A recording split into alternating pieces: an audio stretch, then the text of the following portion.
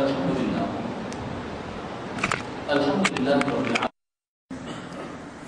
والصلاة والسلام على سید الاولین والآخرین سیدنا و نبینا مولانا محمد وعلى آلہ واصحابہ اجمعین اما بعد۔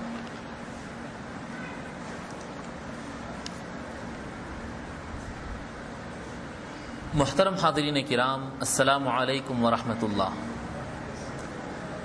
اللہ تبارک و تعالی کا لاکھ لاکھ فضل و احسان ہے کہ اس نے ہمیں احادیث مبارکہ پڑھنے کی توفیق عنایت فرمایا تاکہ ہم اپنے دین کو سمجھ سکیں اور عمل کر سکیں۔ سلسلے وار ہمارا درس حدیث حقوق العباد کے عنوان سے چل رہا تھا اور حسن اخلاق، بڑے اور چھوٹوں کے حقوق سے متعلق ہم گفتگو کیے، لیکن آج کا ہفتہ ہم تھوڑا سا موضوع بدل لیتے ہیں۔ مجھ سے کہا گیا کہ رمضان بالکل سامنے ہے، استقبال رمضان کے عنوان سے اگر گفتگو کی جائے تو یہ زیادہ مناسب ہوگا، رمضان کی تیاری سے متعلق۔ تو بات مناسب سمجھ میں آئی، میں سمجھا کہ چلیے اس عنوان سے گفتگو کر لیتے، اور ایک حدیث شریف ہم استقبال رمضان کے عنوان سے پڑھیں گے، اور اس کے بعد رمضان کے اندر ہونے والے معمولات سے متعلق چند باتوں پر مختصر سی گفتگو ہم کریں گے انشاءاللہ تعالی۔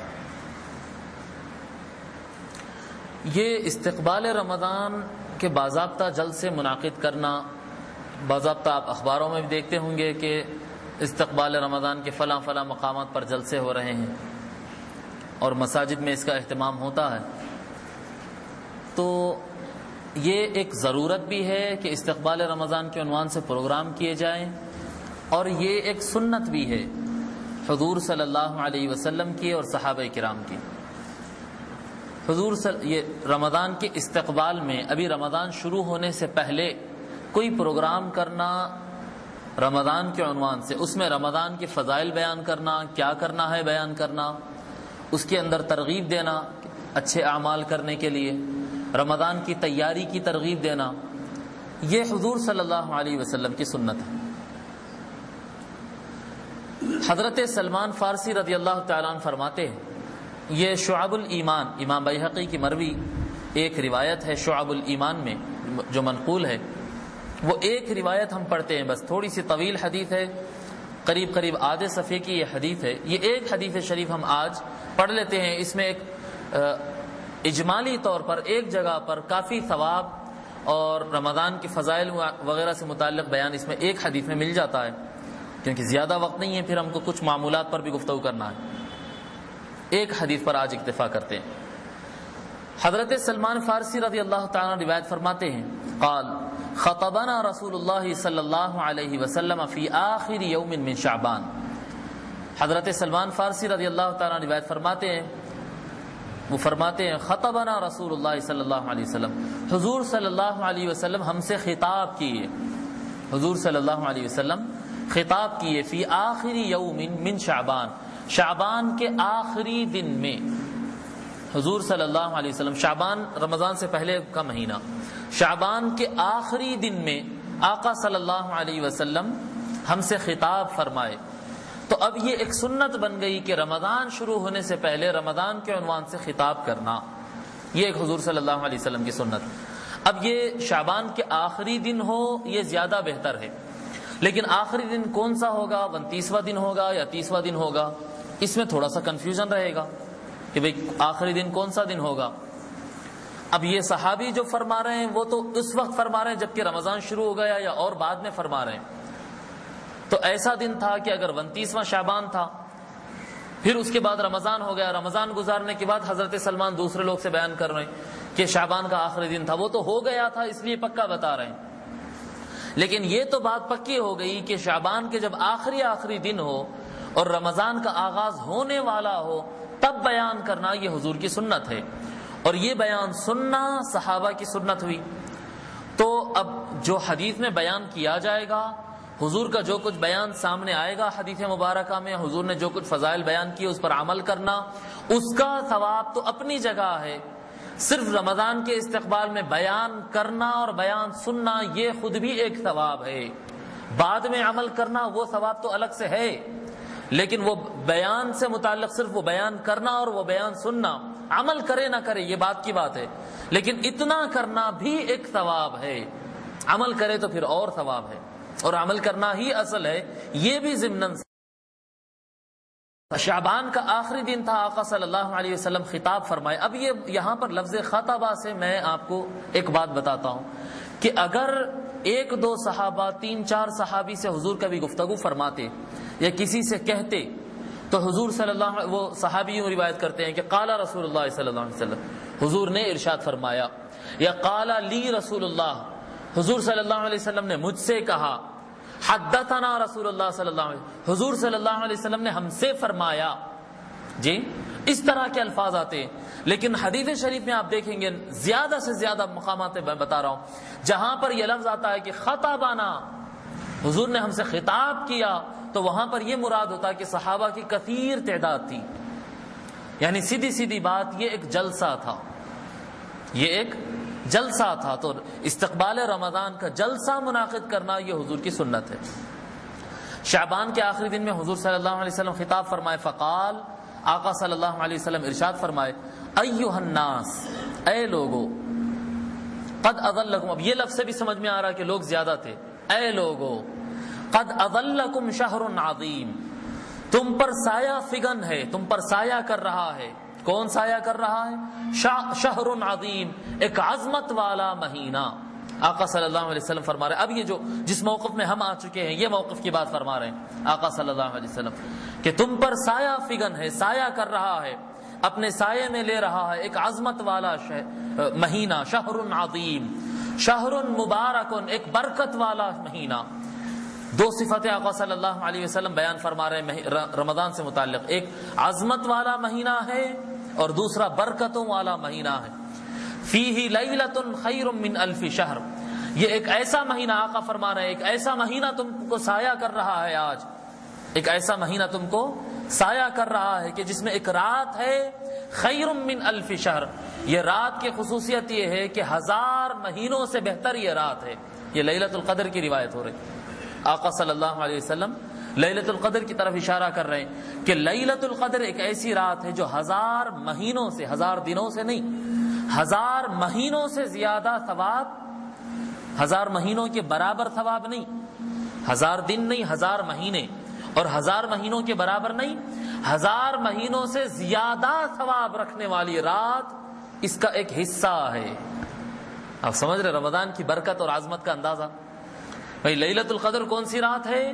لیلۃ القدر وہ رات ہے جس میں قرآن نازل ہوا، لیلۃ القدر یوم القرآن ہے، لیلۃ القدر وہ رات ہے کہ اللہ ثواب نازل فرماتا ہے، اور اللہ اتنا ثواب دیتا کہ ایک دن اس میں کوئی آدمی اگر سبحان اللہ پڑھتا ہے یا 2 رکعت نفل پڑھتا ہے یا کوئی ایک اچھا کام کرتا ہے، جی ایک پارہ قرآن پڑھتا ہے، تو ثواب یوں لکھے جاتا کہ گویا اس نے 1000 مہینوں سے زیادہ تک قرآن پڑھتا رہا، اتنا ثواب اس کے نام اعمال میں لکھا جاتا، اور اتنا عظیم، اتنی عظیم رات اور اتنا عظیم ثواب یہ مہینے کا ایک حصہ ہے۔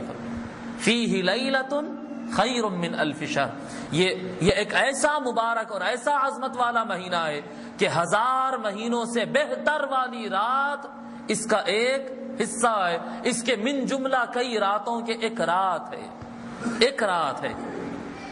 جعل اللہ صیامہ فریضۃ، اللہ تبارک و تعالی اس کے روزے رکھنے کو فرض قرار دیا، اللہ تبارک و تعالی جعل اللہ صیامہ فریضۃ، اللہ تبارک و تعالی اس کے دن کے روزے رکھنے کو فرض قرار دیا، وقیام لیلہ تطوعا، اور اس میں رات میں اٹھ کر عبادت کرنا، تراویح کی طرف اشارہ ہو رہا، تراویح کی طرف اشارہ، تہجد کی طرف اشارہ جس کا زیادہ اہتمام ہوتا ہے رمضان کے موقع پر، خاص طور پر تراویح جس کا خصوصی اہتمام ہوتا ہے، وقیام لیلہ تطوعا، اللہ تبارک و تعالی اس کے رات کو اٹھ کر عبادتوں کرنے کو اللہ تبارک و تعالی نے نفل قرار دیا ہے، سنت قرار دیا ہے، نفل قرار دیا ہے۔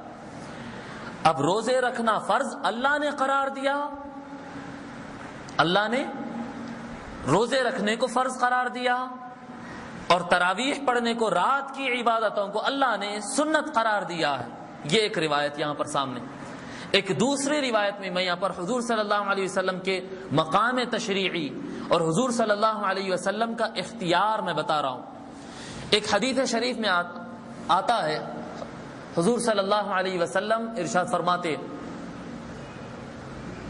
فرض اللہ علیکم صیامہ، الفاظ تھوڑا سا شک میں آ رہا ہوں پہلے والے الفاظ میں، فرض اللہ علیکم صیامہ وسننت لکم قیامہ، حضور صلی اللہ علیہ وسلم فرماتے ہیں کہ اللہ نے تم پر روزے فرض کیے اور رات کی تراویح میں نے سنت بنائی ہے، فرماتے۔ دیکھیے اب حضور صلی اللہ علیہ وسلم کی تشریع، یعنی لوگ بولتے ہیں کہ وہ تو نبی مجبور تھے، معاذ اللہ، بعض نادان لوگ، کم علم لوگ کہتے ہیں وہ مجبور تھے، جتنا ان کو آرڈر ملا اتنا کرنا تھا، اس سے آگے ان کو اختیار نہیں تھا، وہ تو مرضی سے کچھ ایک لفظ بھی نہیں کہہ سکتے تھے، وہ اپنی مرضی سے نہیں کہتے تھے، یہ ان کی مرضی ہے، وہ اپنی مرضی سے نہیں کہتے تھے، وہ ان کی مرضی ہے، ورنہ اللہ نے ان کی مرضی میں تو پوری شریعت رکھ دی تھی، نہیں۔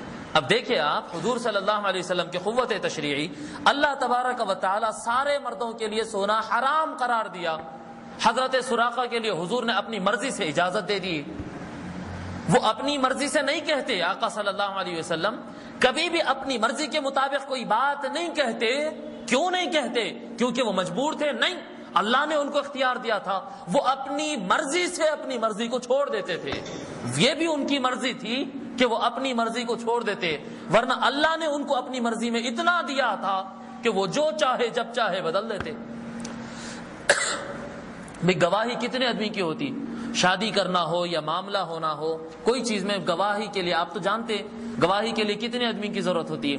2 آدمی کی ضرورت ہوتی ہے نا، 2 آدمی کی ضرورت ہے۔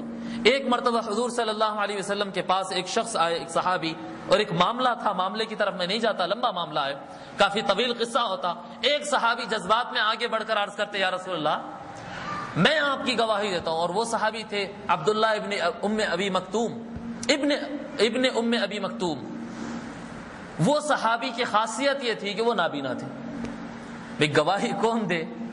گواہی دیتا وہ آدمی جو دیکھا، نہیں میں دیکھا ہوں صاحب، اب گواہی دیجئے آپ۔ ایک ایسے صحابی حضور کی تائید میں گواہی دینے کے لیے آگے بڑھے جو سرے سے ہے ہی نابینا، جو کبھی دیکھ ہی نہیں سکتے، جو ایک گواہ بھی نہیں بن سکتے۔ وہ صحابی آگے بڑھ کر کہے کہ یا رسول اللہ میں گواہی دیتا ہوں کہ آپ کا موقف صحیح درست ہے اور یہودی جھوٹ کہہ رہا ہے، کیونکہ دیکھنے والے کی ضرورت تھی اور وہاں پر گواہ کوئی نہیں تھا۔ جب ابن ام ابی مکتوم جب آگے بڑھ کر رضی اللہ تعالیٰ عنہ یہ گواہی دیے تو حضور صلی اللہ علیہ وسلم خوش ہو کر فرمائے، آج سے ابن ام ابی مکتوم کی ایک گواہی 2 گواہوں کے برابر ہے، 2 گواہوں کے برابر ہے۔ کس کی گواہی؟ جو ایک گواہ بھی نہیں بن سکتا ہے۔ اب آپ دیکھ رہے ہیں تشریعی طاقت، آقا صلی اللہ علیہ وسلم، یہ حضور کی مرضی نہیں، یہ حضور کی مرضی میں اللہ تبارک و تعالی اتنی طاقت رکھا تھا، اتنا اختیار رکھا تھا۔ یہ الگ بات ہے کہ حضور اپنی مرضی سے چھوڑ دیتے تھے، کیونکہ وہ چاہتے تھے صرف اللہ کی مرضی ہو، جی ان کی مرضی اللہ کی مرضی ہوتی تھی، اس لیے اپنی مرضی کو چھوڑ دیتے تھے، ورنہ ان کی مرضی تو اتنی زیادہ تھی، اللہ نے سارا کچھ ان کی مرضی میں رکھ دیا۔ یہ پہاڑ ہے، پہاڑ کیا کام کرتے ہیں؟ قرآن کریم سے آپ دیکھیں، قرآن کریم میں آتا ہے والجبال اوتادا، ہم نے پہاڑوں کو کھوٹیاں بنایا، قرآن کے اندر ہے، قرآن کی آیت والجبال اوتادا، ہم نے پہاڑوں کو کھوٹیاں بنائی۔ اب یہ بڑی چادر آپ بچھاتے دیکھتے ہیں، کبھی فنکشن ہوتا گراؤنڈ کے اندر چادر شطرنجی بچھاتے، ہوا کا جھونکا آتا اڑا دیتے ہیں، تو ان کو جمانے کے لیے کیا کرتے؟ وہ کھوٹیاں مارتے تھے کہ ڈیروں کو ٹکانے کے لیے ٹھوک دیتے ہیں۔ اب ادھر ادھر 4 طرف آپ کھوٹیاں گاڑ دیں گے تو پھر کتنی بھی تیز ہوا ہو تو یہ اڑتا نہیں۔ یہ زلزلے جو ہوتے ہیں اور فضائی تغیرات جو ہوتے ہیں، یہ زمین ہم کو تو یوں ہوا میں اچھال دے، اتنے بڑے بڑے تغیرات ہوتے ہیں، لیکن اللہ تبارک و تعالیٰ یہ پہاڑوں کو کھوٹیوں کے مانند زمین پہ بٹھا دیا. بڑے بڑے ہمالیہ کے پہاڑے ہیں, نارتھ امریکہ کے پہاڑی لائن ہے, سلسلہ جبال طائف ہے, طائف کے جو پہاڑیوں کے سلسلے, اتنے بڑے بڑے لائن اللہ تبارک و تعالی زمین پر گاڑ دیا ہے کہ یہ انسانیت زندہ ہے ان پہاڑوں کی وجہ سے. اور جب حضور صلی اللہ علیہ وسلم طائف میں, جب حضور پر کنکریاں لوگ برسائے, پتھر مارے, آقا صلی اللہ علیہ وسلم کو تکلیف دیے, خون آقا صلی اللہ علیہ وسلم کا خون مبارک بہا, اور آ کر ایک جگہ آرام فرمانے کے لیے طائف سے نکل کر حضور صلی اللہ علیہ وسلم آرام فرمانے کے لیے ایک جگہ رکے, تو وہاں پر احادیث مبارکہ میں آتا کہ پہاڑوں کا فرشتہ آ گیا اور عرض کرنے لگا, یا رسول اللہ آپ کا حکم ہو تو یہ طائف تو پہاڑوں کے بیچ میں ہی ہے, یہ سارے بستی کو میں پہاڑوں کے درمیان چپکا دوں. پہاڑیوں کا کام کیا ہے؟ انسان مر نہ جائے اس لیے زمین کو سنبھال کے رکھنا, لوگوں کی زندگیوں کو سنبھال کے رکھنا یہ پہاڑ کی ذمہ داری ہے. اور اللہ کے فرشتے جو اللہ کے حکم کے بغیر گفتگو بھی نہیں کرتے, ایک لمحہ بھی نہیں کھلتے, یفعلون ما یؤمرون, وہ وہی کرتے ہیں جو اللہ کا حکم ہوتا. اللہ کا حکم فرشتے کو ہوتا, فرشتہ آ کر حضور کی بارگاہ میں اجازت دیتا, یا رسول اللہ حکم ہو تو یہ پہاڑ جو انسان کو بچانے کے لیے بنائے گئے, یہی پہاڑ ان کو مارنے کا کام لے لیں ہم ان کے. آقا فرماتے نہیں, میں رحمت کے لیے بھیجا گیا, میں رحمت کے لیے بھیجا گیا, سزا مت دو ان کو. تو دیکھیے آپ, قوت میں بتا رہا ہوں, قوت تشریع اور قوت اختیارات آقا صلی اللہ علیہ وسلم کی کتنے. اب ایک جگہ آقا صلی اللہ علیہ وسلم حدیث شریف میں فرماتے, وَسَنَنْتُ لَكُمْ قِيَامَهُ, میں نے رات میں اٹھ کر تراویح پڑھنا, رات کی عبادتوں کو میں نے سنت قرار دیا ہے.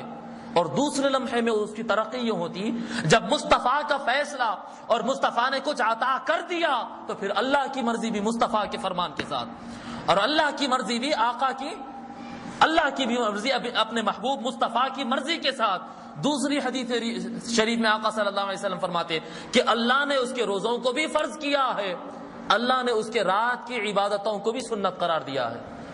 ایک جگہ فرماتے میں نے سنت قرار دیا ہے, اور ایک جگہ فرماتے کہ اللہ نے وقیام لیلہ تطوعا, اللہ نے اس کے رات کو اٹھ کر پڑھنے کو نفل قرار دیا ہے, اللہ نے نفل قرار دیا. کبھی فرماتے کہ میں نے نفل قرار دیا.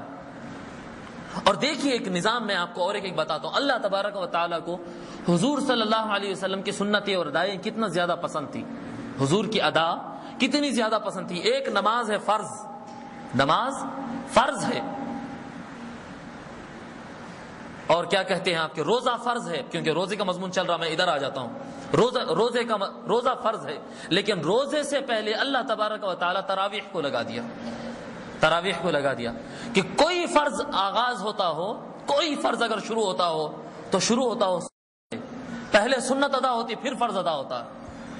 جی آپ نماز میں چلے, نماز میں آپ آ جائیں, نماز میں آپ فرض, پہلا فرض کیا ہے نماز میں؟ اللہ اکبر کہنا, تکبیر تحریمہ پہلا فرض ہے. ارکان میں آپ آ جائیں, پہلا تکبیر تحریمہ یعنی اللہ اکبر کہہ کے آپ رکعت باندھنا, نماز کو شروع کرنا, یہ پہلا فرض ہے, یہ پہلا فرض ہے. لیکن ہاتھ اٹھانا تکبیر تحریمہ سے پہلے آتا ہے, ہاتھ اٹھانا فرض نہیں.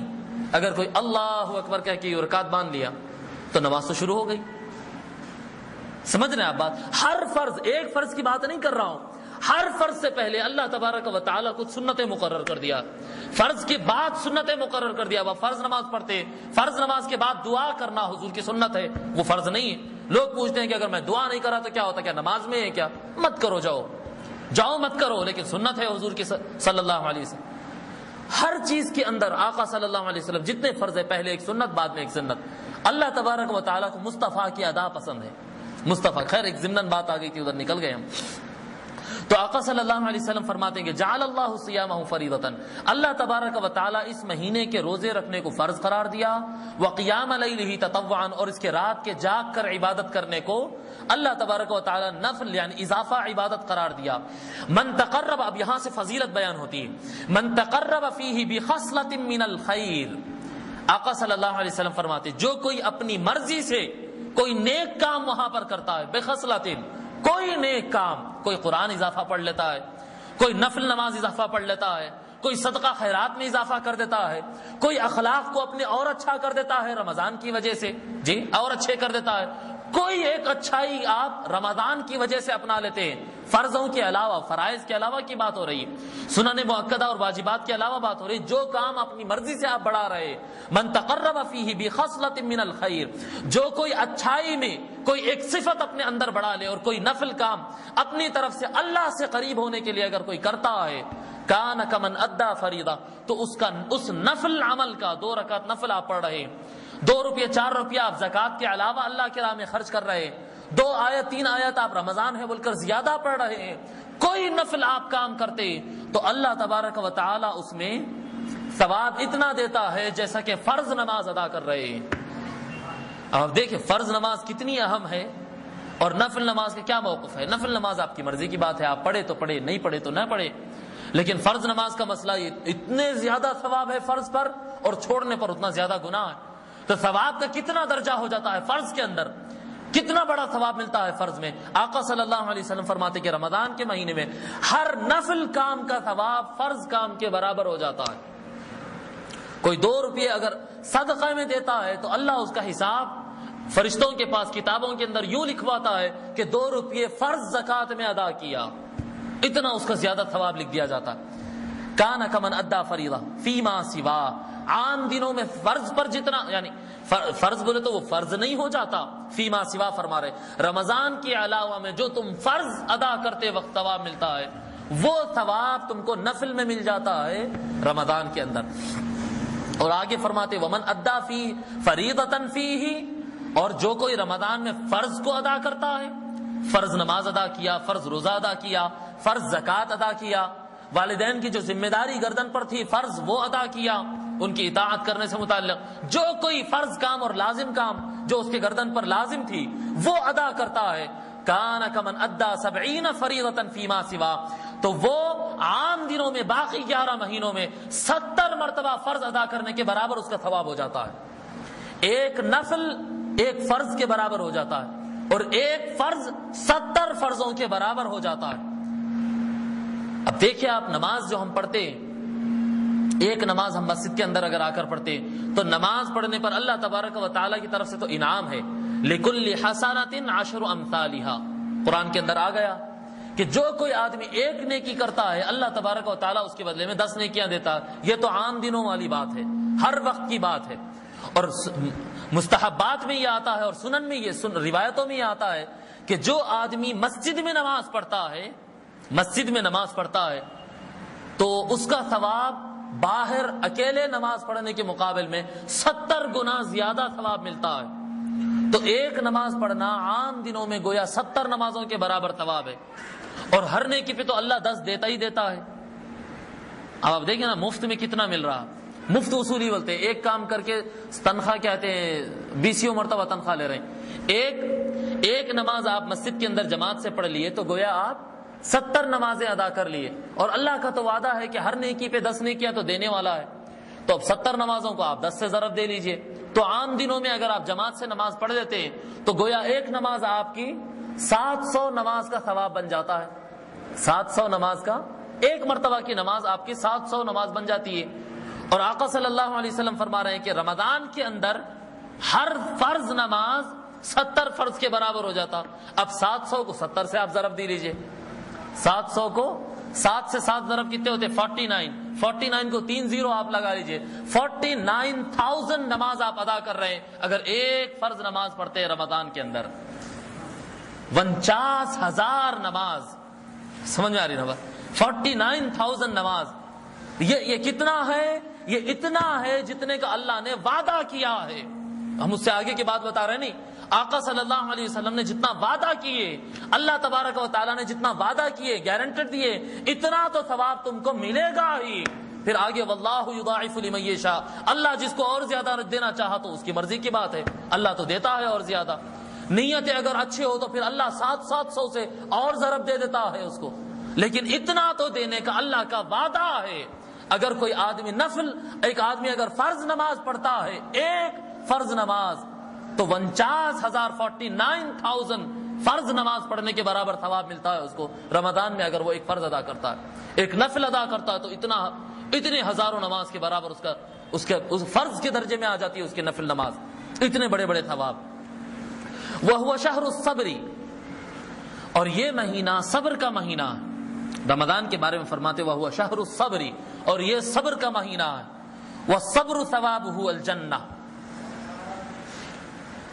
یہ صبر کا مہینہ ہے۔ یہ صبر کے مہینے پہ تھوڑی سی تشریح میں کرنا چاہوں گا کہ یہ صبر کا مہینہ کیوں فرمایا گیا، کیا ہے اس کے اندر۔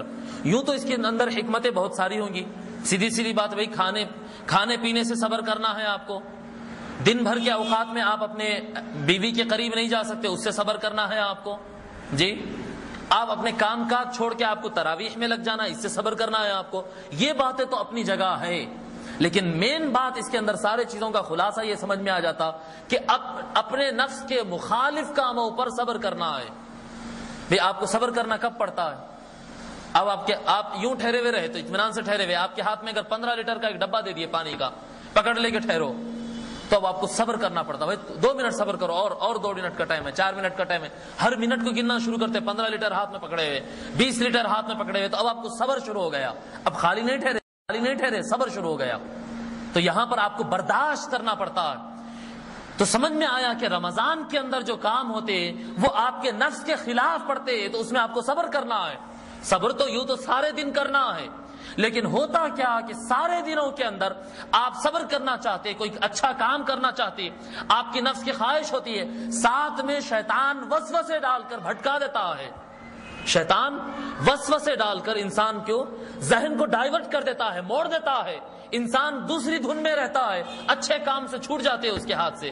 رمضان کا مہینہ وہ ہے کہ رمضان کے مہینے میں آدمی کا ذہن ڈائیورٹ نہیں ہوتا، وسوسے نہیں آتے، اس کو بھلائی کا خیال ذہن میں زیادہ سوار رہتا۔ نماز نہیں پڑھنے والا بھی نماز پڑھنے لگتا ہے، جو اپنے کاروبار میں، ہوٹلنگ میں، نوکری میں اور دیگر کاموں میں، دوست احباب میں جس کو اذان سنائی بھی نہیں دیتی اور نماز یاد بھی نہیں آتی، رمضان کے مہینے میں ایسے لوگ کو نماز یاد آ جاتی ہے۔ رمضان اب وسوسے نہیں ڈالتا، اب بندہ رمضان کے اندر نماز بھولتا نہیں ہے، نماز اس کو یاد رہتی ہے، صدقہ خیرات اس کو یاد رہتے ہیں، تراویح اس کو یاد رہتی ہے۔ اب مسئلہ نہیں کر سکتا شیطان ڈائیورٹ، کیونکہ وسلسلۃ الشیاطین، آقا صلی اللہ علیہ وسلم فرماتے رمضان کا چاند نظر آتا، سارے شیطانوں کو پکڑ کر بیڑیوں میں جکڑ دیا جاتا ہے۔ شیطان تو گرفتار ہو گئے، اب شیطان نہیں بھٹکا سکتا۔ آپ کا ذہن جیسا نماز کا ٹائم آیا اور ذہن سے نکل گیا اور بھول گئے اور یاد نہیں رہا اور خیال نہیں رہا، یہ باتیں نہیں ہوتی رمضان کے اندر۔ رمضان میں آپ کو فرض نماز یاد آ جاتی، تراویح یاد آ جاتی، قرآن یاد آ جاتا، اور ہر اچھا کام بار بار آپ کے سامنے آتے رہتا ہے۔ اب صرف آپ کو برداشت کرنا ہوتا ہے اپنے نفس کے اوپر کہ نفس عادی ہو گیا کھانا کھانے کا، اس کو آپ روک کے رکھے۔ نفس عادی ہو گیا فلمیں دیکھنے کا، اب اس کو روکنا ہے۔ یوں تو ہر وقت روکنا ہے، رمضان میں اور زیادہ اہتمام کرنا ہے۔ نفس عادی ہو گیا عام بات چیت میں جھوٹ بولنے کا، اب رمضان کا خیال، جب جھوٹ بولیں گے خیال آتا کہ رمضان کے مہینے میں ہو، جب غیبت کرتے خیال آتا کہ میں رمضان میں ہوں۔ اب شیطان بھلاتا نہیں، اب شیطان تو ہے ہی نہیں جو بھلائے، شیطان تو پیک ہو گیا، جیل ہو گئی اس کو، وہ تو بند ہے۔ اب آپ کو اپنے نفس پہ قابو پانا ہے۔ یہ جو شکایت کرتے، وہ مشہور شعر ہے، مجھے یاد نہیں آتا، غلطی خود کرتے لعنت کرے شیطان پر، وہ کچھ مشہور شعر ہے۔ وہ جو 11 مہینے کرتے رہتے ہم، گناہ ہم کرتے اور بولتے کہ شیطان بھٹکا دیا، گناہ ہم کرتے اور بولتے لعنتی ایسا کر دیا، لعنتی ویسا کر دیا، یہ سارے جو بہانے کرتے، رمضان میں یہ بہانہ نہیں چلتا۔ رمضان کے اندر کوئی شیطان ویطان نہیں ہوتا۔ اب رمضان کے اندر اگر کوئی شیطان ہے تو وہ خود اپنی ذات ہے، جو اپنی شہوتوں اور نفس امارہ کا شیطان ہے، اپنی خواہشات اور اپنی شہوتوں کا شیطان ہے، اس کے اوپر صبر کرنا ہے۔ آقا صلی اللہ علیہ وسلم خصوصیت سے جو فرما رہے ہیں کہ تم کو یاد تو آئے گا، ایسا نہیں کہ اچھائی یاد نہیں آئے گی، اچھائی یاد آئے گی، شہوتیں اور عادتیں تم کو ستائیں گی۔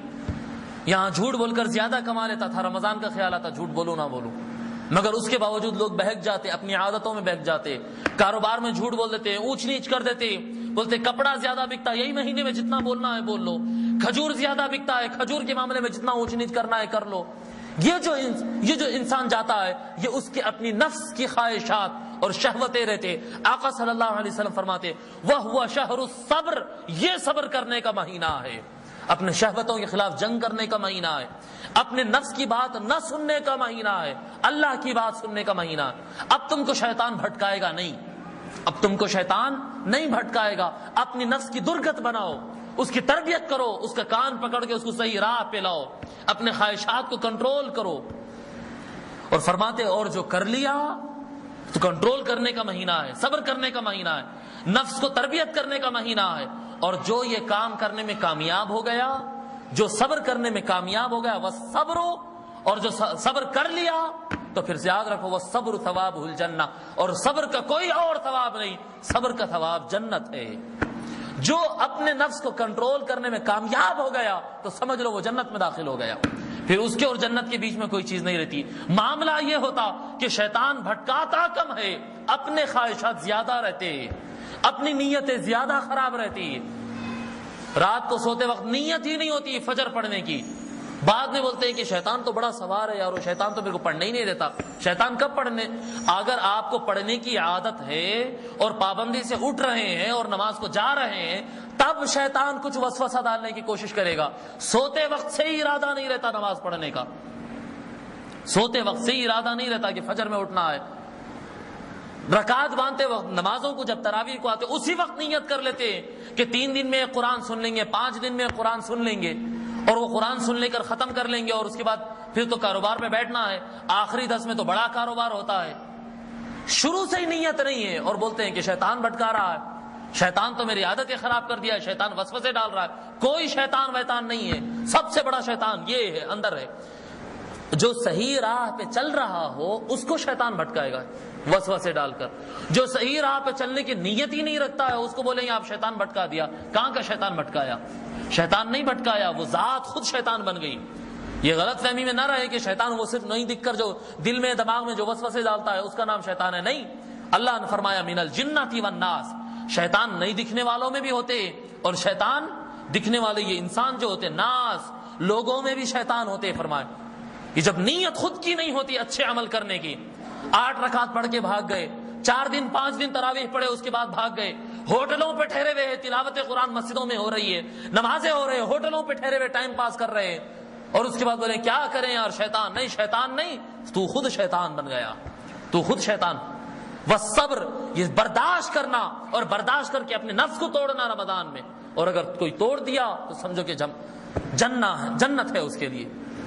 وشہر المواسات، ہمدردی کرنے کا مہینہ ہے۔ آقا صلی اللہ علیہ وسلم فرماتے ہیں ہمدردی کرنے کا مہینہ، ایک دوسرے کو حصے نہ بھیجانے والے بھی حصے بھیجانا شروع کر دیتے، خیال کرنا، ایک دوسرے کے پاس حصے بھیجانا، اچھے سے اچھا کھانا بنا کے بھیجانا، خیال کرنا، خیرات کرنا، ایک دوسرے کی ہمدردی میں جانا، ایک دوسرے کی مدد میں جانا، یہ مہینہ ایک دوسرے کا خیال کرنے کا شہر المواسات ہے، ایک دوسرے کے خیال کرنے کا مہینہ ہے۔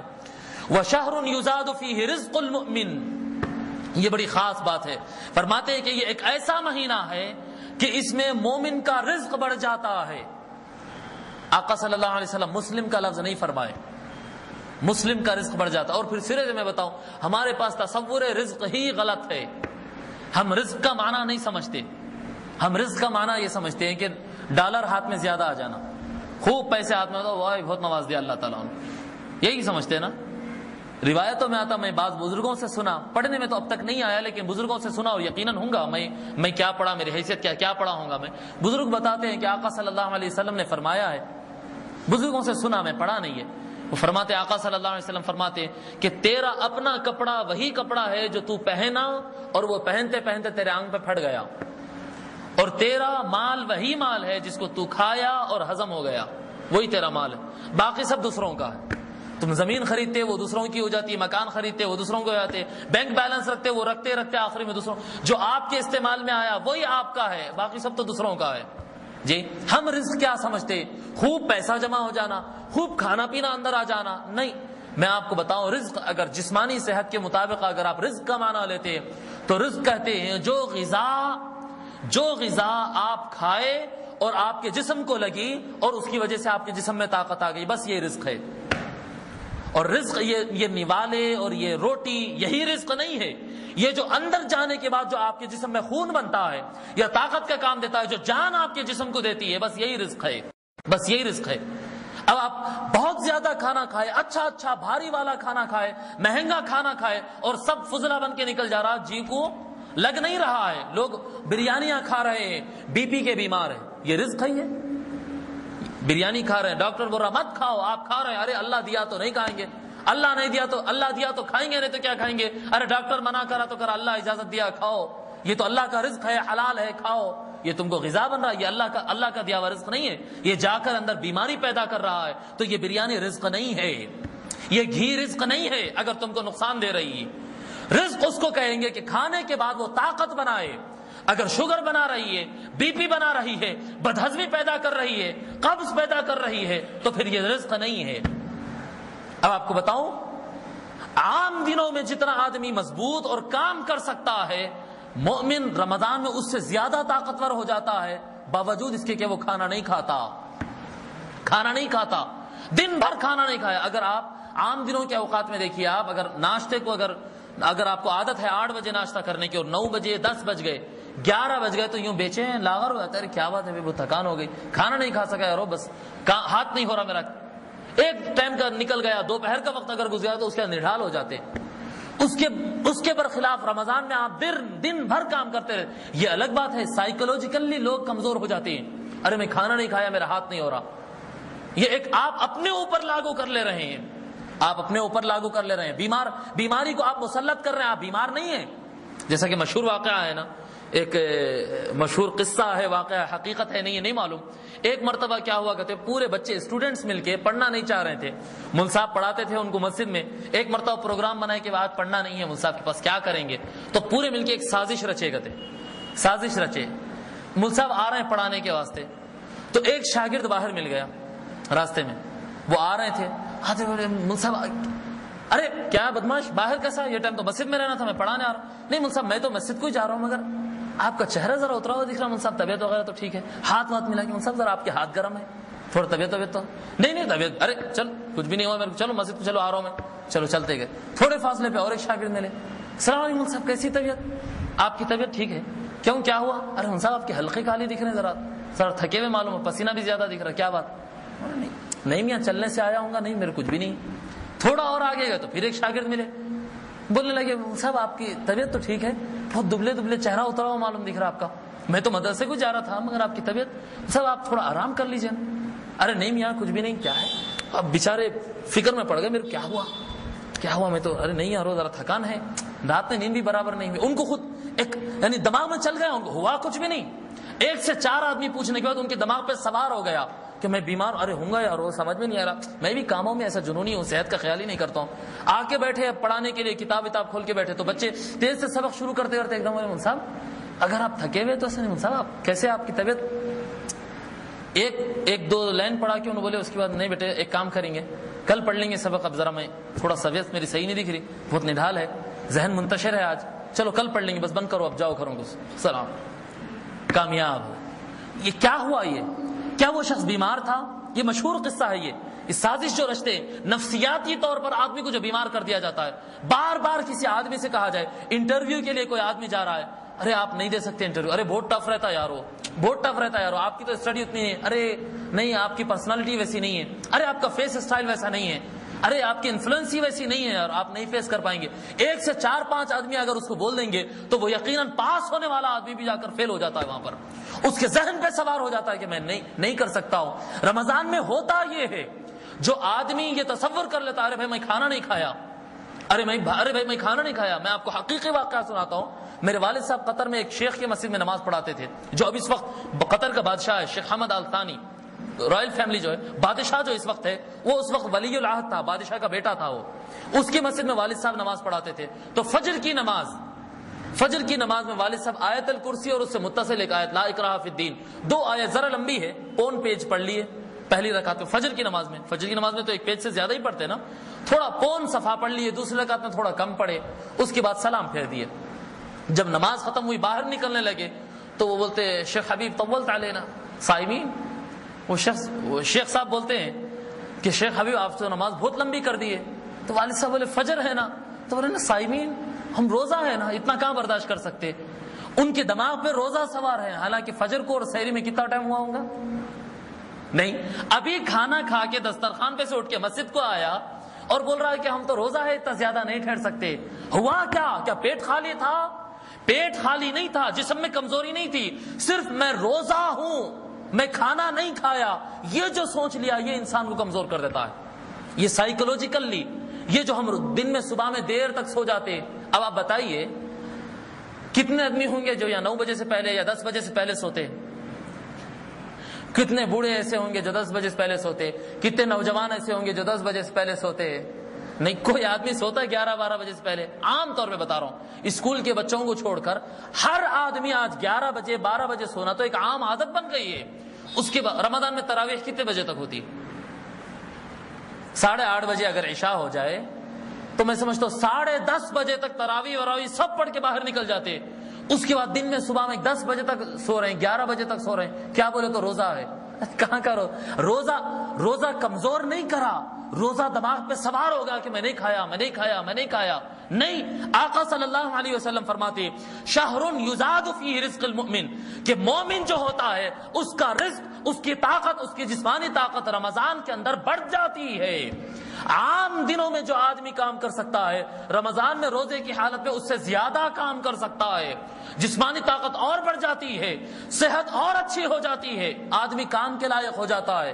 یہ جو نڈھال پن رہتا ہے یہ آپ کے اپنے دماغ کی کارستانی ہے۔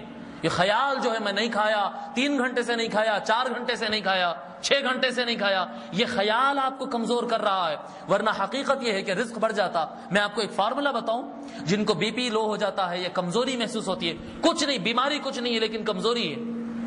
آپ ایک آیت ہے قرآن کی، وہ آیت پڑھتے رہیں، مشہور آیت ہے، ان اللہ هو الرزاق ذو القوۃ المتین، ان اللہ هو الرزاق ذو القوۃ المتین۔ یہ آپ یہ آیت بار بار پڑھتے رہی، جسم میں طاقت آ جاتی۔ تجربے کی بات بتا رہا ہوں میں، نڈھال پن ہو گئے، بالکل کمزور ہو گئے، بات نہیں ہو رہا، نہیں ہوتا استاد آج بالکل ہمت نہیں ہو رہی نوکری پہ جانے کام کرنے کی۔ یہ آیت آپ بار بار پڑھیے، آپ دیکھیے آپ کے جسم کے اندر جان آ جاتی۔ رزق کا مطلب یہ نہیں ہے کہ کھانا زیادہ ہو، حریص کے بڑے بڑے دیگاں لگے، حلیم کے بڑے بڑے اسٹال لگے، جی آپ کو نہاری پائے کلچے سامنے آ جائے، یہ نہیں ہے رزق۔ رزق یہ ہے کہ جسم کے اندر جان آ جائے، یہ ہے رزق۔ اللہ تبارک و تعالیٰ فرما رہا ہے یہ مہینہ وہ مہینہ ہے کہ رزق میں برکت ہو جاتی ہے، انسان کے جسم میں طاقت آ جاتی ہے، یہ رزق ہو جاتی ہے۔ اللہ تبارک و تعالیٰ رزق میں برکت کر دیتا ہے۔ من فطر فیہ صائما کان لہ مغفرۃ لذنوبہ وعتق رقبتہ من النار۔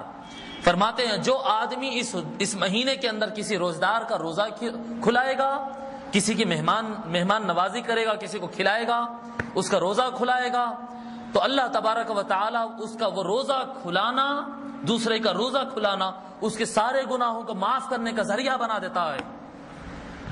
سارے گناہ اللہ تبارک و تعالی معاف کرتا ہے، اپنی نیت کی بات ہے۔ اگر کسی کا روزہ کھلاتے ہیں، اپنے کو خالی دھن روزہ کھولنے کی رہتی نہیں، روزہ کھلانے کی دھن بنا لیجئے، اللہ تبارک و تعالی گناہوں کو معاف کر دیتا ہے۔ وَعَتَقَ رَقَبَتَهُ مِنَ النَّارِ وَعِتْقَ رَقَبَتِهِ مِنَ النَّارِ۔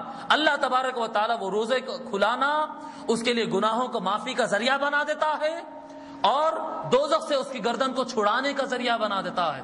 یہ روزہ کھلانا بڑا ثواب۔ دیکھیے اللہ تبارک و تعالی، حضور صلی اللہ علیہ وسلم سے پوچھا گیا ای الاسلام خیر، اسلام کا بہترین عمل کیا ہے؟ من جملہ 3 باتوں کے آقا صلی اللہ علیہ وسلم فرماتے ہیں اطعام الطعام، لوگوں کو کھانا کھلانا۔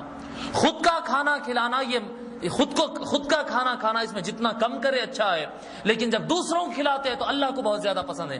فرماتے جب دوسروں کا روزہ کھلاتے تو گناہ بھی معاف ہو جاتے، تم دوزخ سے بھی آزاد ہو جاتی ہے۔ وَكَانَ لَهُ مِثْلَ أَجْرِهِ مِنْ غَيْرِ أَنْ يَنْتَقَصَ مِنْ أَجْرِهِ شَيْءٍ قُلْنَا يَا رَسُولَ اللَّهِ، ہم عرض کیے یا رسول اللہ كُلُّنَا لَا يَجِدُ مَا يُفَطِّرُ الصَّائِمَ، ہم میں سے ہر آدمی ایسا نہیں ہے کہ جو روزدار کو کھانا کھلائے اور روزدار کا پیٹ بھرے۔ روزدار کا روزہ کھلانے کے لیے ہم میں سے ہر آدمی اتنا مالدار نہیں ہو سکتا کہ دوسروں کی میزبانی کرے، یقینی بات ہے نا، جو مالدار ہے وہ تو کھلائے گا لوگوں کے روزے، لیکن جو غریب ہے وہ کیا کرے گا؟ تو حضور صلی اللہ علیہ فقال رسول اللہ صلی اللہ علیہ وسلم یعطی اللہ هذا الثواب من فطر صائما على مذقة لبن او تمرة او شربة من ماء۔ آقا صلی اللہ علیہ وسلم فرماتے یہ ثواب میں پیٹ بھر کھلانے کے بارے میں نہیں کر رہا ہوں، اللہ تبارک و تعالی گناہ بھی معاف کر دیتا ہے، اور اللہ تبارک و تعالی روزے سے دوزخ سے بھی آزاد کر دیتا ہے۔ اس شخص کو اتنا بڑا ثواب دیتا ہے اللہ جو کسی روزدار کو دودھ کے ایک گھونٹ سے روزہ کھلا دیتا ہے، یا ایک کھجور کھلا کے روزہ کھلا دیتا ہے، یا کچھ نہ ملے تو ایک گھونٹ پانی پلا کر بھی اگر کوئی روزہ کھلا دیتا ہے، اس کو اللہ تبارک و تعالی اتنا بڑا ثواب دے دے گا۔ اتنا بڑا ثواب کچھ نہیں ملتا. پانی کا ایک گھونٹ اگر کوئی پلا دیتا ہے دوسرے کو اپنی طرف سے لا کر تو اللہ تبارک و تعالیٰ اس کے لیے بھی اتنا ثواب دیتا ہے. وَمَنْ أَشْبَعَ صَائِمًا، اور جو کسی روزدار کو پیٹ بھر کے کھانا کھلا دیتا ہے، سَقَاهُ اللَّهُ مِنْ حَوْضِي شِرْبَةً، اللہ تبارک و تعالیٰ اس کو، جو کسی روزدار کو پیٹ بھر کھانا کھلا دیتا ہے، اللہ تبارک و تعالیٰ اس کو میرے حوض کوثر میں سے ایک ایسا گھونٹ اور ایسا پانی پلاتا ہے، لا یظمأ حتی یدخل الجنہ، کہ وہ پورا میدان محشر کھڑے رہے گا، ترازو میں اپنے نام اعمال تلا لے گا، پل صراط میں سے گزر جائے گا اور جنت میں بھی داخل ہو جائے گا. اتنا سارا وقت گزار دے گا، قیامت کے دن اس کو ایک لمحہ بھی پیاس نہیں لگے گی، ایک لمحہ اس کو پیاس بھی نہیں لگے گی. جو روزہ کھلا دے گا اس کے گناہ معاف ہوں گے، اس کو دوزخ سے بچا لیا جائے گا. اور جو روزہ کھلائے گا اور پیٹ بھر کھانا کھلا دے گا تو وہ تو اس کے گناہ تو معاف ہونا ہی ہونا ہے، دوزخ سے اس کو بچنا ہی بچنا ہے، اور اس کو حوض کوثر کا ایسا پانی ملنا ہے کہ سارے لوگ جب پیاسے ہوں گے تو وہ پیاسا ہوگا ہی نہیں. محترم بزرگ اور دوستو، آقا صلی اللہ علیہ وسلم آگے ارشاد آخری بات فرماتے، وَهُوَ شَهْرٌ، اور یہ رمضان کا مہینہ ایک ایسا مہینہ ہے، اولہ رحمتن، اس کے ابتدائی 10 دن ابتدائی حصہ رحمت ہے، وَأَوْسَطُهُ مغفرتن، اس کا درمیانی حصہ گناہوں سے بخشش کا وقت ہے، مغفرت ہے، وَآخِرُهُ عِتْقٌ مِّنَ النَّارِ، اور آخری حصہ اس کا دوزخ سے آزادی دلانے والا ہے. محترم بزرگ اور دوستو، پہلے حصے کو ہم اپنا لیتے ہیں، دوسرے حصے میں ہم تھک جاتے ہیں، اور تیسرے حصے میں دنیا دار بن جاتے ہیں. دیکھیے میں بتا رہا ہوں آپ کو، اگر آپ لوگ کو رمضان کے لیے کچھ خریدنا کرنا ہے، ایک مشورہ آپ لوگ کے لیے، ایک مشورہ، اگر رمضان کے لیے کچھ کپڑے خریدنا ہے، سلانا ہے، بنانا ہے، جوتا چپل خریدنا ہے، اچھی بات ہے نئے کپڑے پہننا عید کے، اگر کچھ بنانا ہے آج خرید لو. آپ چلے جائیے، ابھی نکلیے، مدینہ بلڈنگ چلے جائیے، پتھر گٹی چلے جائیے، اور کون سے بازار سے آپ خریدتے چلے جائیے، آج سلا لیجئے، آج بنا لیجئے. زنانے کو کیا چاہیے آج دلا دیجئے. رمضان میں مت لے جائیے، رمضان میں مت لے جائیے. رمضان میں جانا رمضان کی تکفیر نعمت ہے، رمضان کی تکفیر نعمت ہے. اللہ تبارک، حضور صلی اللہ علیہ وسلم فرماتے، احب البلاد الی اللہ مساجدها، اللہ کی سب سے پسندیدہ جگہوں میں سب سے زیادہ پسندیدہ مقام مساجد ہے. وابغض البلاد الی اللہ اسواقها، اللہ کے پاس سب سے نفرت والی مقام اور سب سے ناپسندیدہ جگہ بازار ہے. اور جس وقت میں اللہ اعلان فرما رہا ہے کہ آؤ تمہیں میں دوزخ سے آزاد کرتا ہوں، وہ وقت جا کے مدینہ بلڈنگ میں 6 گھنٹے گزاریں گے. جی روزے جو آخری دن ہوتے ہیں، جب روزے قبول کروانا ہوتا ہے، دوزخ سے آزادی ملنا ہوتا ہے، وہ وقت میں جا کے آپ عورتوں میں مردوں میں دھکے وکے کھاتے ہوئے بازار میں پھریں گے، اور 4 6 گھنٹے. جی آج کل اتنے بدماش ہوتے ہیں، یہ تاجر لوگ بھی اتنے بڑے سیاس ہوتے ہیں، ان کے دماغوں کو کیا نہ کہے. مسجدوں کے اندر انتظام، بھائی رمضان کے لیے بہترین نیا اسٹاک بھی آ گیا ہے، اور رمضان میں نماز کے لیے ہال کا بھی انتظام کر دیا گیا.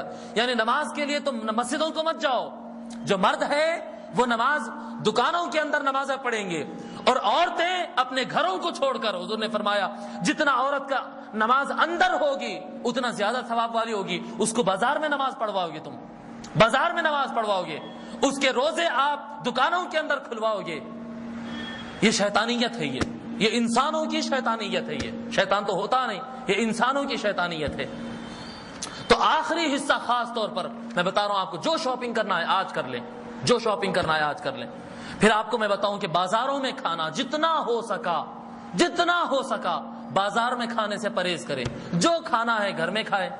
روڈوں پہ کھانا کرنا، یہ روڈوں پر دکانوں کے سامنے ٹھہر کر، آج کل ایک فیشن نکلا، پہلے تو ہوٹلوں کے اندر کھانا برا مانا جاتا تھا، چلو ایک فلسفہ آج بیان کیا جاتا کہ بھئی ہوٹل وہی جگہ ہے جہاں پر سب لوگ جاتے ہی کھانے کے لیے، وہ بازار نہیں ہے. بعض لوگ ایسا بتاتے، بعض علماء اس کی وضاحت یوں کرتے کہ بھئی ہوٹل تو بازار نہیں ہے. اگر ہوٹل پیک ہو کہ آپ اندر چلے جائیں، وہاں پر دوسرے دکان نظر نہیں آتے، روڈ پہ چلنے والے آپ کو نہیں، کھلی ہوئی ہوٹل نہیں ہے، تو یہ روڈ پر کھانے کے حکم میں نہیں آتا، یہ کھانے کے مقام پہ آپ کھا رہے، چلو ٹھیک ہے بند ہوٹل میں اگر آپ اندر کھا لے رہے ہیں تو. لیکن آج کل کا تو فیشن الگ نکلا نا. ٹھہرے ٹھہرے بس وہ حلیم سپلائی ہو رہی روڈوں کے اوپر، اور ہزاروں مسلمان روڈ پر ٹھہر کر ایک ساتھ کھا رہے ہیں، پولیس ہارن بجا رہی ہے، ٹریفک جام ہو رہی ہے، جیسے رات 12 1 2 بجتے وہاں پر گزری، سوائے کچرا کنڈی کوڑا اور بکھیاں اور مچھر کے سوا کچھ نظر نہیں آتا، ساری روڈ ستیاناش کر دیا۔ آپ جا کر دیکھیں پستہ ہاؤس کے سامنے، نایاب کے سامنے، شاداب کے سامنے، شاغوس کے سامنے، مجھے ہوٹلوں کے نام ابھی معلوم نہیں، جو ہوٹل کے سامنے آپ جا کر دیکھیں کیا کچرا کنڈی بنا کر رکھے۔ یہ رحمتوں کا مہینہ ہے، یہ صفائی کا مہینہ ہے؟ ارے یہ وہ مہینہ ہے کہ انسان سارا کو چھوڑ کر اپنے ظاہر تو ظاہر ہے، باطن کو بھی پاک کرنے کا مہینہ ہے۔ روڈوں پر ٹھہر کر کھانے کھا رہے ہیں۔ الاکل فی السوق دناء، بازار میں کھانا ہلکا پن ہے، ہلکے پن کی علامت ہے، ہلکا پن ہے بازار میں کھانا کسی آدمی کا۔ اب آپ ہلکا پن کا معنی نہیں سمجھتے لوگ، میں آپ اس کو آسان زبان میں بولتا ہوں، آج کی زبان میں بازار میں کھانا چلر پن ہے، یہ چلر پنا ہے، ہلکا پنا ہے۔ وزندار آدمی، عزت دار آدمی یہ کام نہیں کرتا۔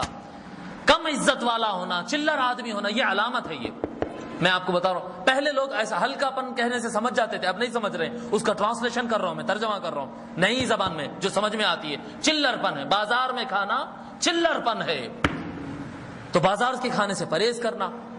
پھر نماز پڑھنے سے متعلق میں آپ کو بتاتا ہوں، جہاں پر 5 شبی ہو رہا ہے، 6 شبی، میری مسجد میں خود 5 شبی پڑھتے، 6 پارے پڑھتے، میری جہاں خطابت کی مسجد میں کئی مرتبہ بولا انتظامیہ کو، یہ بات میرے سمجھ میں نہیں آتی، یہ بات سمجھ میں نہیں آتی، کیا پڑھ رہے ہیں قرآن بتائیے؟ احادیث شریفہ میں ہے، حضور صلی اللہ علیہ وسلم سے ایک صحابی پوچھے یا رسول اللہ میں کتنے دن میں قرآن ختم کروں؟ حضور فرمائے 1 مہینے میں۔ وہ شخص عرض کرنے لگا یا رسول اللہ میں اور جلدی ختم کر سکتا ہوں تو 25 میں ختم کرو، یا رسول اللہ اور کم میں ختم کر سکتا ہوں 20 میں ختم کرو، یا رسول اللہ اور کم میں ختم کر سکتا ہوں 15 میں ختم کرو، یا رسول اللہ میں اور زیادہ پڑھ سکتا ہوں قرآن 10 میں ختم کرو، یا رسول اللہ میں اور زیادہ پڑھ سکتا ہوں قرآن، تو حضور صلی اللہ علیہ وسلم فرمائے 5 دن میں ختم کرو، یا رسول اللہ میں اس سے زیادہ پڑھ سکتا ہوں، حضور فرمائے نہیں، اس سے آگے نہیں پڑھنا، منع کر دیے، سختی سے منع کر دیے، بس اتنا، اس سے زیادہ نہیں پڑھنا قرآن۔ پھر بعض روایتوں میں آتا حضرت عبداللہ ابن عمر رضی اللہ تعالیٰ عنہ فرماتے امرنی رسول اللہ صلی اللہ علیہ وسلم اللہ اقرأ القرآن فی اقل من 3، حضور صلی اللہ علیہ وسلم مجھے منع کیے کہ 3 دن سے کم میں قرآن نہیں پڑھنا۔ حضرت ام المؤمنین عائشہ صدیقہ رضی اللہ تعالیٰ عنہ فرماتی ہے کہ جو آدمی 3 دن سے کم میں قرآن پڑھا تو سمجھو اس کیا پڑھا کیا نہیں، اس کا پڑھنا نہیں پڑھنا سب برابر ہے، پڑھنا نہیں پڑھنا سب برابر ہے۔ حضور صلی اللہ علیہ وسلم کی ایک اور روایت ہے، حضور صلی اللہ علیہ وسلم فرماتے اگر تم بہت پڑھنا چاہتے ہو قرآن تو 7 دن میں پڑھا کرو، اس سے زیادہ نہیں پڑھنا۔ کیوں فرمایا گا، کیا مطلب ہے؟ ایک روایت میں 3 آتا، ایک روایت میں 5 آ رہا، ایک روایت میں 7 آ رہا۔ پھر آپ کو تو وہ بات یاد ہوگی کہ حضرت خواجہ غریب نواز خواجہ معین الدین چشتی رضی اللہ تعالیٰ روزانہ دن میں 1 قرآن اور رات میں 1 قرآن پڑھتے تھے، روزانہ 2 قرآن پڑھتے تھے، ڈیلی 2 قرآن پڑھتے تھے۔ پھر یہ کیا بات ہوئی جو حضور منع کر رہے ہیں اور یہ پڑھ رہے ہیں؟ کسی کو حضور 5 پہ روک دیے، کسی کو 3 تک کی اجازت دے دی، بات کیا ہے؟ بات سارے باتوں میں ایک ہی بات ہے، سارے باتوں میں بات ایک ہے کہ قرآن ایسا پڑھو ٹھہر ٹھہر کر، سمجھ میں آئے ویسا قرآن پڑھو، بس بات اتنی ہے۔ اگر آپ کے پاس بہت زیادہ وقت ہے، میں آپ کو بتاؤں سکون سے اگر قرآن پڑھتے ہیں آپ، اطمینان کی تلاوت اگر کرتے ہیں آپ، تو 10 گھنٹے 11 گھنٹے مسلسل اگر پڑھے تو یہ قرآن ختم ہو جاتا۔ اگر کسی آدمی کے پاس اتنا وقت ہے کہ وہ اپنی نہ نوکری کی سوچتا ہے، نہ کھانے کی سوچتا ہے، نہ پینے کی سوچتا ہے، اور سوائے اللہ کے اس کو کچھ یاد نہیں رہتا ہے، اور وہ 24 گھنٹے کے اندر اپنے 22 گھنٹے قرآن پڑھ سکتا ہے، تو وہ 2 قرآن پڑھ لیا کرے غریب نواز رضی اللہ تعالیٰ عنہ کی طرح۔ اور اگر کوئی ایسا نہیں کر سکتا ہے تو پھر حضور صلی اللہ علیہ وسلم یہ جو قرآن ہم پڑھ رہے ہیں نا، یہ قرآن پڑھنے سے ہم کو منع فرمائے، بس پڑھے ان الذين امنوا وعملوا الصالحات كانت لهم جنات الخلد خالدين فيها لا يبغون عنها خلوا كان البحر مدادا لكلمات ربهم۔ پڑھ رہے نا ایسا، میں پڑھ رہا ہوں، حقیقت میں پڑھ رہا ہوں میں۔ اب اس میں یہ بتایا کہ نہ غنہ ہو رہا، نہ مد ہو رہا، نہ کوئی قاعدہ ہو رہا، نہ وقت برابر ہو رہا، یہ الگ بات ہے کہ پورا الٹ پلٹ پڑھ رہا ہوں، مگر پڑھ رہے ہیں لوگ ایسا قرآن۔ کتنے جگہ ایسا ہوا کہ میں خود قرآن اپنا تراویح سنا دینے کے بعد، تراویح میں قرآن پڑھ دینے کے بعد وطر وغیرہ ہو گئی، کہیں شبینہ ہو رہا، جاتے آتے کالے پتھر پہ ہوا، خلوت میں ہوا، ورنگل میں ہوا، کئی مقامات پہ ایسے بڑے بڑے نامور حفاظ کی میں بات کر رہا ہوں، میں شہر نئے نئے بچوں کی بات نہیں کر رہا ہوں، شہر میں نام رکھنے والے جن کے پوسٹر پہ نام بڑے بڑے چھپتے، جن کے نام پر لوگ صفوں کی تعداد میں جمع ہوتے ہیں، ان کا قرآن میں مسجد کے باہر ٹھہر کر، بسا اوقات میں مسجد کے اندر ٹھہر کر، کئی مرتبہ ان کے پیچھے رکعت بن کے ٹھہرا، اور پورا کانسنٹریٹ لگایا، حافظ ہوتے ہوئے پورا کانسنٹریٹ، پوری توجہ لگایا، اتنا سمجھ لوں کہ انہوں پڑھ رہے ہیں کہاں پڑھ رہے ہیں سمجھ میں نہیں آیا۔ کیا قرآن پڑھ رہے ہیں میرے بھائی؟ کیوں پڑھ رہے ہیں شبینے؟ اللہ کو پسند ہے بھائی، کیوں کر رہے ہیں عبادت؟ عبادت اگر آپ اپنے پسند کے لیے کر رہے تو پھر عبادتیں کر لو اور یہی دنیا کی پیٹھی میں رکھ لو، آخرت میں کوئی کام آنے والی نہیں ہے۔ اور اگر اللہ کے لیے عبادت کر رہے ہیں، عبادت اگر اپنے لیے نہیں اللہ کے لیے کر رہے ہیں تو پھر وہ کرو جو اللہ کو پسند ہے، اس کو جو پسند ہے وہ کرو۔ آپ اپنی پسند سے کر رہے ہیں، 5 شبینے میں ٹہر رہے ہیں، ہماری مسجد میں ہوتا 5 شبی، کئی جگہوں پر 5 شبی 2 شبینہ ہوتا ہے، 1 شبینہ ہوتا ہے، 1 رکعت میں 1 حافظ صاحب ہے، 1 رکعت میں قرآن پڑھ رہے ہیں۔ کیوں کر رہے ہیں یار یہ ظلم؟ کیوں کر رہے ہیں؟ یہ ظلم ہے، یہ ظلم ہے۔ میں بتا رہا ہوں، میں چوک میں ایک مسجد میں نماز پڑھاتا تھا تراویح، میں 1.25 پارہ پڑھاتا تھا۔ میں 1.25 پارہ پڑھ کے جب مسجد سے باہر نکلتا تھا تو میرے تھوڑے سے فاصلے پر گلی کے ایک سائڈ پر ایک مسجد، دوسرے سائڈ پر ایک مسجد، میں جب ہم لوگ باہر نکلتے تھے تو ہم سے پہلے وہ 3 پارے والے ختم کر کے اپنے اپنے گھروں کو جاتے رہتے تھے۔ جب ہم مسجد سے باہر نکلے تو ان کی مسجد خالی ہو گئی، ان کے پاس صلاۃ چلتے رہتی تھی۔ ارے یہ صلاۃ کیسا، کیا کتنا پڑھ رہا ہے ان کے پاس؟ 3 پارے پڑھ رہے ہیں۔ میں 1.25 پارہ پڑھا، میرے سے پہلے 3 پارے والے باہر نکل گئے۔ ارے اللہ کا خوف کھاؤ، کیا بزنس ہے یہ کہ سی ڈی ہے فاسٹ میں گھما دیا، 2 گھنٹے کا بیان 5 منٹ کے اندر رائٹ کر کے نکال دیے؟ سی ڈی ہے یہ؟ کیسٹ ہے فارورڈ کر کے نکال دیا؟ کہہ کے واسطے پڑھ رہے ہیں قرآن؟ کیوں پڑھ رہے ہیں؟ مت پڑھو ایسا قرآن، اللہ کو ضرورت نہیں ہے تمہارے قرآن پڑھنے کی۔ آپ کو پتا ہے حضرت ابی بن کعب رضی اللہ تعالیٰ عنہ کو حضرت عمر بن الخطاب رضی اللہ تعالیٰ عنہ خلیفۃ المؤمنین مأمور کیے تھے، وہ حافظ تھے، بڑے حفاظ میں، بڑے صحابہ میں سب سے بڑے حفاظ میں مانے جاتے تھے، ان کو مأمور کیے۔ حضرت عمر رضی اللہ تعالیٰ عنہ عشاء پڑھا کے ہٹتے اور 20 رکعت تراویح ابی بن کعب پڑھانا اور اس میں قرآن ختم کرنا۔ اور قرآن ختم کرنے میں شرط کیا رکھے تھے معلوم؟ امیر المؤمنین کا آرڈر سنا رہا ہوں میں، صحابہ کرام کی نماز سنا رہا ہوں میں آپ کو۔ کیا آرڈر تھا معلوم؟ 6 آیت سے زیادہ نہیں پڑھنا 1 رکعت میں۔ 6 رکعت، ہم 6 پارے بھی پڑھتے رہے ہمارے بعض بھائیاں ایک دن میں قرآن ختم کرنے کی خاطر۔ میں دیکھا ہوا ہوں، میں بغیر دیکھے نہیں بتا رہا ہوں، 1 رکعت میں 8 پارے 9 پارے پڑھ رہے ہیں۔ میں تراویح میں وہ پڑھ دیے بھائی۔ اور صحابہ کرام کا عمل کیا؟ فرمایا 6 آیت سے زیادہ نہیں پڑھنا۔ کیوں؟ آپ کانسنٹریٹ سے پڑھے، آپ کے پیچھے حافظ بھی ہے، غیر حافظ بھی ہے، سب کو قرآن سمجھ میں آئے، کچھ خشوع پیدا ہو، نماز پڑھنے کے بعد کچھ خوشی ہو، کچھ خیال ہو۔ آج مول صاحب 1 پارہ اور پاؤ کے پاس رکے، آج مول صاحب یہ رکوع کے پاس رکے۔ بعض لوگ فالو کرتے ہیں، دن میں 1.25 پارہ پڑھتے، وہی 1.25 پارہ رات میں سنتے، یا رات میں سنتے اس کو صبح میں پڑھتے۔ لوگ فالو کر سکے، لوگ سمجھ سکے، سن سکے، کچھ خشوع پیدا ہو۔ آپ کو معلوم ہے ایک مسئلہ ہے، میں آپ کو بتاتا ہوں۔ امام اعظم ابو حنیفہ، امام شافعی، امام مالک، امام احمد بن حنبل، چاروں ائمہ کے پاس 20 رکعت نماز ہے۔ 20 رکعت سے کم زیادہ کا کوئی مسئلہ ہی نہیں ہے۔ بعض ایک روایت ایسی ملتی ہے 36 رکعت کی، ایک روایت ہے کہ حضور صلی اللہ علیہ وسلم 36 تک کی اجازت دی ہے، صحابہ 36 رکعت پڑھے، ایک روایت ہے۔ باقی پوری روایتیں 20 رکعت کی ہے، پوری روایتیں 20 رکعت کی ہے۔ امام مالک رضی اللہ تعالیٰ عنہ اجازت دیے ہے کہ اگر 10 رکعت پڑھ لیے بھی تو چل جاتا۔ اب ایک نیا نکلا ہے، 8 رکعت پہ جھگڑے ختم نہیں ہوئے تھے اب تک۔ امام مالک رضی اللہ تعالیٰ عنہ جو ائمہ فقہ میں سے ایک امام ہے، ایک رخ ہوا بتاتے ہیں کہ 10 رکعت بھی پڑھ لیے تو بس ہے، کبھی کبھی، سب کے لیے نہیں فرمائے۔ امام مالک سے لوگ پوچھے کہ حضرت ساری روایتیں 20 پہ بیٹھتی ہے، ایک آدھ روایت 36 کی بھی ملتی ہے، سارے لوگوں کا، سارے علماء کا اتفاق 20 پر ہے، آپ ایک نئی بات بتا دیے 10 کی بھی کوئی روایت ہے؟ تو فرمائے نہیں، 10 کی اجازت کا مسئلہ نہیں ہے، معاملہ یہ ہے کہ تراویح سنت ہے اور روزہ رکھنا فرض ہے۔ تو بسا اوقات کیا ہوتا، رکعتیں لمبے پڑھنے سے 10 رکعت میں سحری کا ٹائم ہو جاتا نا، تو اگر اور سنت کو آگے پڑھنے کی کوشش کرے تو روزہ چھوٹنے کا ڈر ہو جاتا، لہٰذا سحری بچانے کی خاطر 10 رکعت پہ ختم کر دو فرمائے۔ اب آپ دیکھیں ان کی نمازیں کیسے ہوتی تھی۔ سننت لکم قیامہ، رات کو جاگ کر عبادت کرنا، گھنٹے بھر میں بھاگ کے نکلنا نہیں، اس کو جاگ کے عبادت کرنا نہیں۔ تھوڑا پڑھو قرآن، 1.25 پارہ پڑھو، بہت پڑھنا ہے 3 پارے پڑھو بس، اس سے زیادہ نہیں پڑھنا۔ 3 پارے پڑھا کرو، حضور صلی اللہ علیہ وسلم کی سنت ہے، 10 دن میں حضور قرآن ختم کیے تھے۔ حضرت جبرائیل علیہ السلام کو سنا کر ختم کرے، وہ روایتیں پھر کبھی سنائیں گے۔ ابھی قرآن پورا نازل نہیں ہوا تھا لیکن حضور مکمل قرآن سناتے تھے۔ جبرائیل علیہ السلام کو 10 دن میں پورا قرآن سناتے تھے، جبرائیل علیہ السلام 10 دن میں پورا قرآن حضور کو سناتے تھے۔ ابھی نازل پورا نہیں ہوا تھا لیکن سنانے کا کام ہوتا تھا، وہ کبھی پھر اور مرتبہ سنائیں گے، لیکن 10 دن میں قرآن ختم کرنا یہ حضور کی سنت ہے۔ اگر بہت پڑھنے کا دل چاہتا ہے تو 3 پارے پڑھا کرو، لیکن 3 پارے 1.25 پارے سے پہلے ختم مت کرو، 3 پارے اطمینان سے پڑھو، 1.25 پارا اطمینان سے پڑھو۔ ارے جتنا پڑھنا ہے پڑھو، تھوڑا زیادہ کی کوئی قید نہیں ہے۔ حضور نے لازم نہیں کیا قرآن ختم کرو، قرآن ختم کرتے ہیں یہ تمہارے لیے برکت کی بات ہے، نہیں ختم کرتے ہیں نہ اللہ پوچھنے والا ہے نہ رسول پوچھنے والا ہے، کوئی نہیں پوچھے گا تم سے کہ قرآن ختم کیوں نہیں ہوا۔ ہاں قرآن تیز پڑھ دیے تو قرآن کی توہین کیوں کیا، یہ سوال پوچھا جائے گا۔ تجوید فرض عین ہے، تجوید پر عمل کیوں نہیں کیا گیا، یہ پوچھا جائے گا، یہ سوال ہوگا قیامت کے دن۔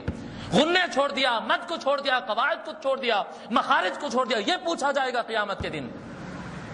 حدیث شریف میں آتا کہ اگر کوئی رات کو اٹھے اور قرآن پڑھنے کی نیت سے بیٹھے، فاستعجم القرآن علی لسانی، اگر قرآن اس کی زبان پہ نیند کی وجہ سے اگر الفاظ برابر نہیں ادا ہو سک رہے ہیں تو قرآن کو بند کر دے اور خاموش سو جائے۔ فرماتے کہ قرآن کو غلط سلط اس کے قواعد سے توڑ کر پڑھنے سے زیادہ اچھا ہے بندہ خاموش گھر میں سو جائے۔